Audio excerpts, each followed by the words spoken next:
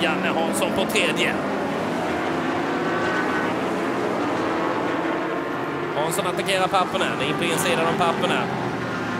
Och så släpper det för Hansson, så krokar han och Pappinen ihop. Janne Hansson får ett litet släpp när han kommer på insidan av Freddy Pappinen. Och kasar ut och fäller. Vi har gänget på väg. Neråt. Titta på reprisen mellan Janne Hansson och Pappinen. Och Hansson kommer för långt in och så släpper det på kroppen. Framhjulet släpper.